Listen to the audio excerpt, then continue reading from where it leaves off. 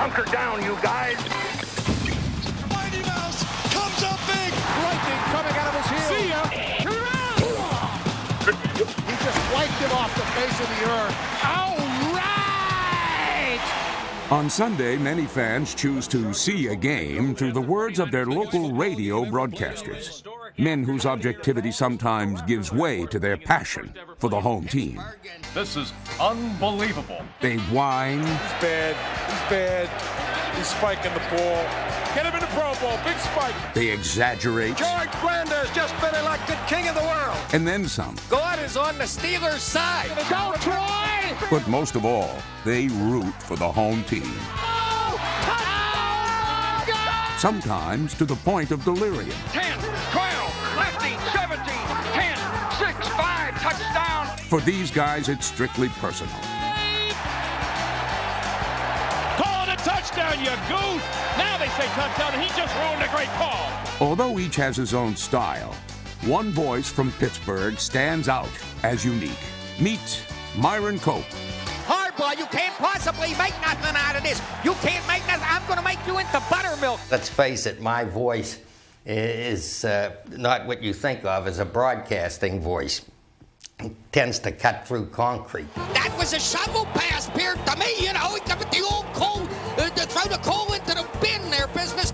I always try to inject humor because it is, after all, a game. That's all it is. It's not life or death. Tony Siragusa, I am going to describe him as looking like the guy they send around to break your legs when you haven't paid your bookie. And he does. That's what he looks like. I'm a stickler for pronouncing a name right. Would you have expected Rocky Blyer to turn into Nijinsky? Who's Nijinsky? Well, then Nijinsky was a great ballet dancer. And I have a little fun with those too, you understand, if they lend themselves to it. I exaggerate lots of times, you know. And they shed that guy like he was a tsetse fly. Well, he jumped so high he was at the top deck of the stadium. That play, if you'd have clocked it, you would have figured that it was a milk wagon horse running a mile or something. It took so long. Tucker hit him. His teeth are in the third row. But we know his teeth aren't in the third row, so I'll exaggerate when the exaggeration is obvious to the listener. You know, when Kirkland puts a big hit on somebody, I'm feeling like exaggerating. I'm feeling good. And I think the listener gets to feel the blow. Betcha he knocked that guy flat as a mackerel. I heard a very prominent network analyst on television just recently. And the kid from New England, Curtis Martin, he'd run in about 3 yards for a touchdown. And it was a good, tough 3 yards. It was a hard run. And this fella described it this way. He said, Curtis did an excellent job.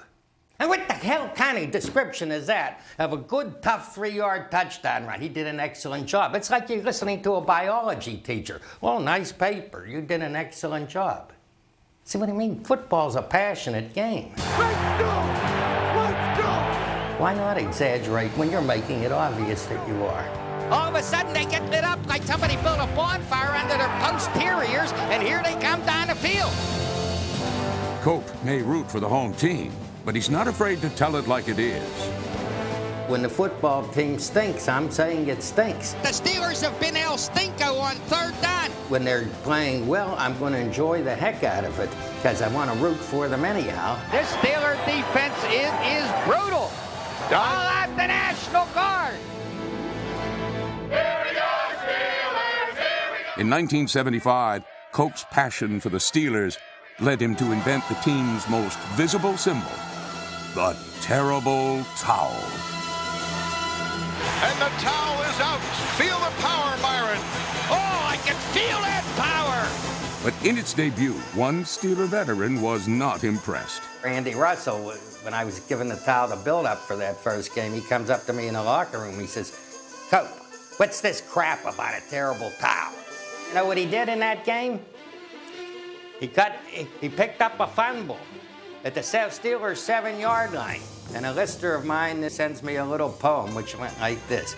He ran 93 like a bat out of hell, and no one could see how he rambled so well. 'Twas easy, said Andy, and he flashed a crooked smile. I was snapped on the fanny by the terrible towel. From past to present, the terrible towel has become a part of Pittsburgh, as have Cope's music videos. Well, get out your towel, your terrible, terrible towel. The Steelers gonna play a playoff game. Stop! Empty coat time. Sister Sledge, go fall off a ledge. You got coat here. Jerome Bettis, he is sure the real thing. He ain't no head of lettuce. He is one tough cuss all aboard a big butt. Boy, Jerome Bettis. You people don't know what it's like to win a Super Bowl. Cope may also be the most imitated man in the Steel City. Hey, hum-ha! Go around town, they're young, ma, or yoy, or double yoy. It just comes natural to me, all that stuff. I don't fake it. I'm just immersed in the football game. And that guy landed on his chin, say, where'd he go? Where'd the bus go? He put another guy in the third row. Yoy and double yoy. The Steelers look like they may come back from the jaws of defeat to the thrill of victory. I can't imagine doing another team's games when I don't have any interest in my heart in rooting for them to win. What fun would it be? And this is one of the most unbelievable football games we have ever witnessed. My hair was standing on end. Why wasn't NFL Films there for that?